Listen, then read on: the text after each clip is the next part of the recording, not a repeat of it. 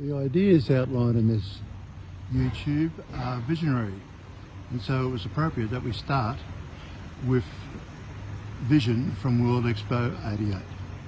Peter Racy here, and for the first time ever, for the legacy of Expo 88 YouTube channel, for Brisbane Tennis YouTube channel, and for the Anzac Day Precinct Mount Cootha YouTube channel.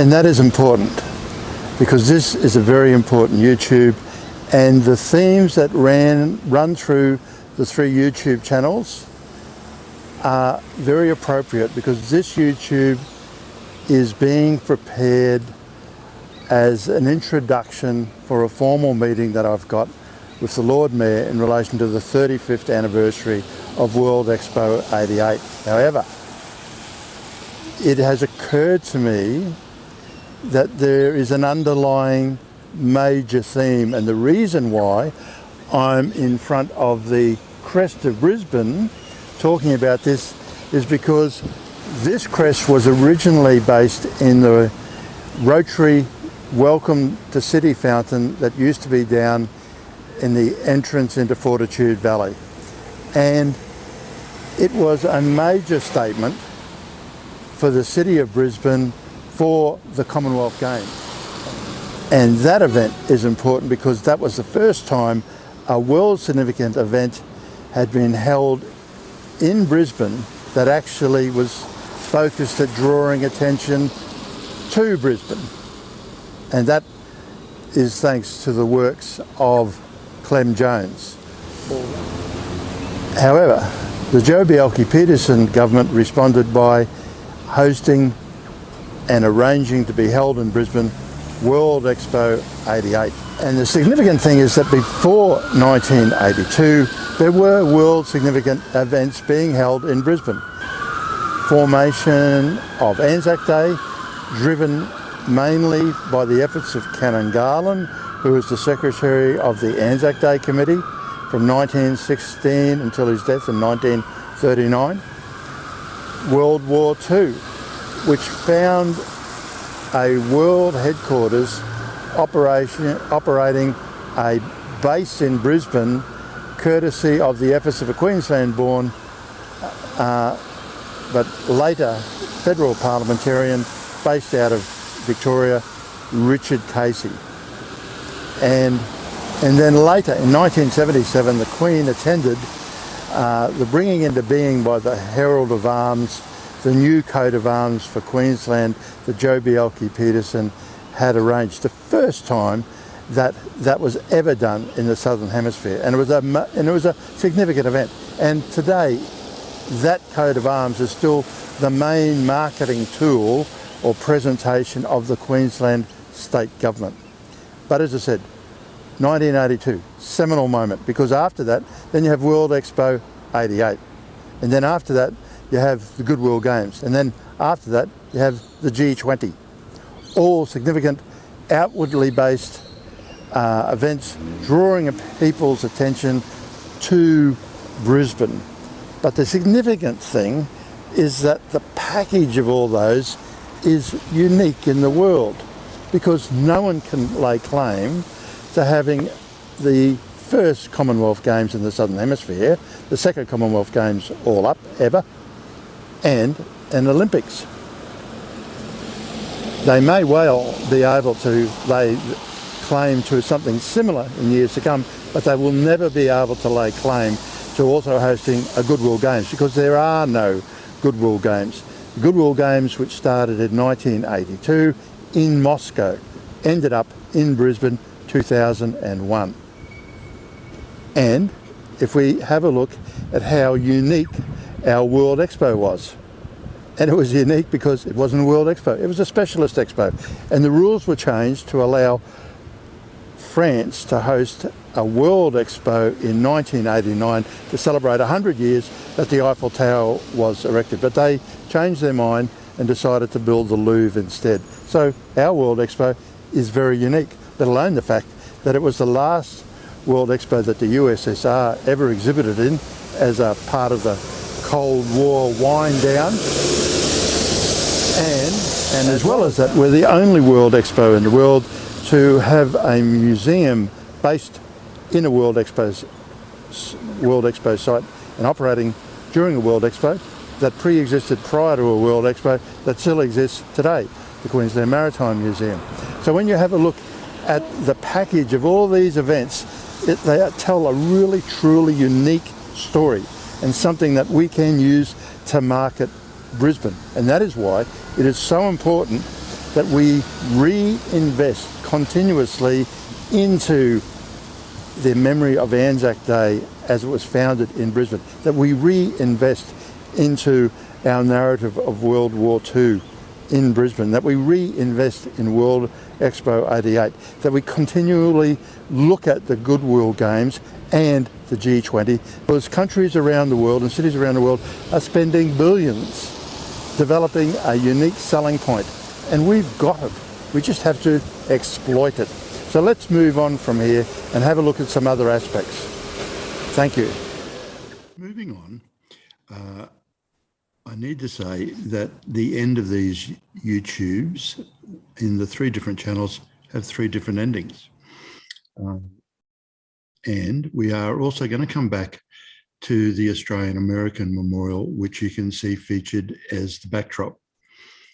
But we are going to have a look at what is a successful example of a reuse of legacy.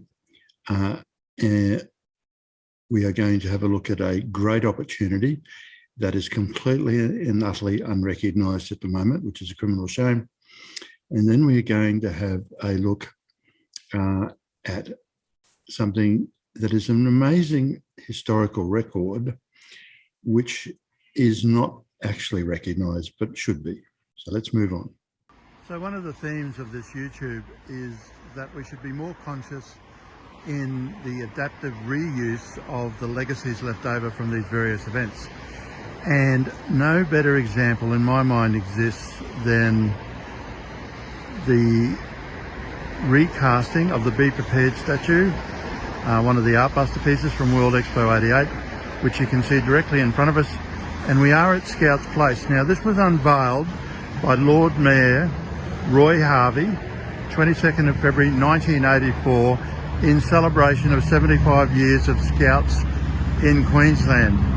But it was the first leg of Roy Harvey as he prepared to make a bid to get the Olympics for 1992, which when Sally Ann Atkinson was elected as Lord Mayor, she took over the running on.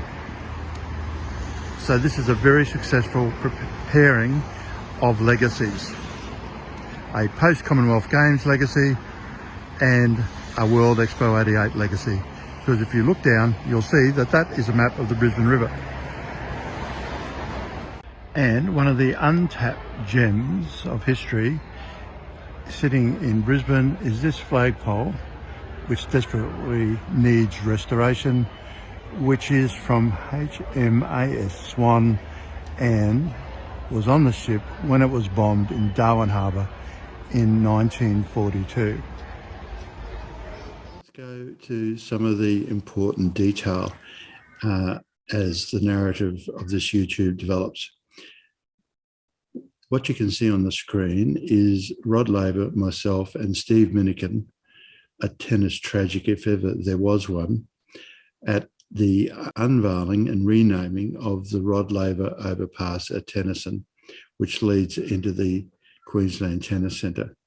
Now, Rod is well known as a Queenslander.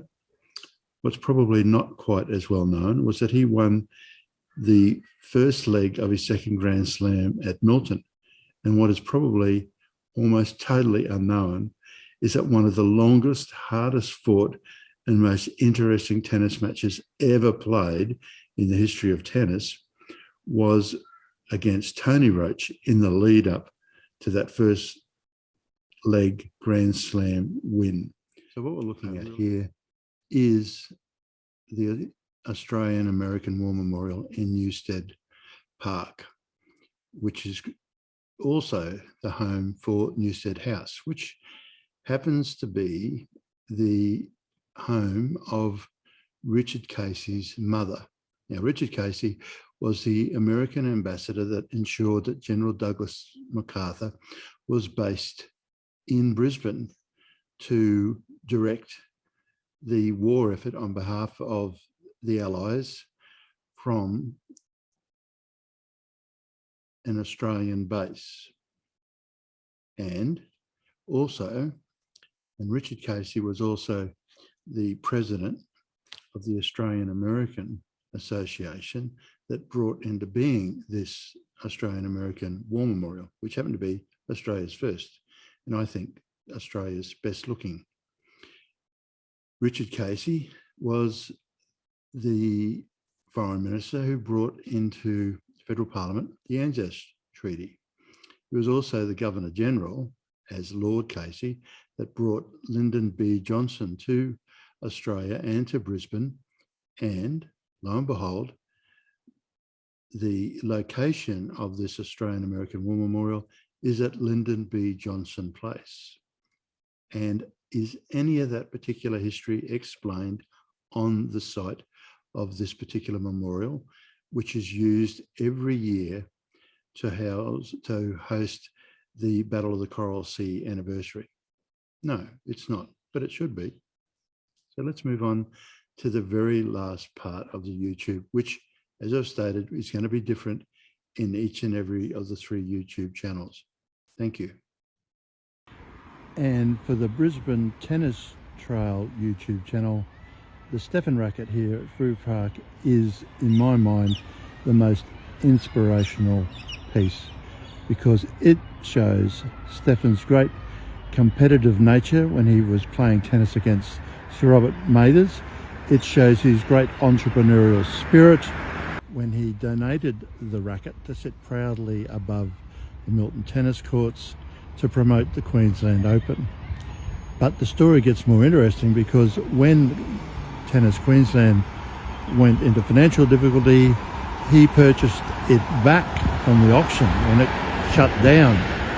Then he donates the racket many years later to the Brisbane City Council to have it displayed here.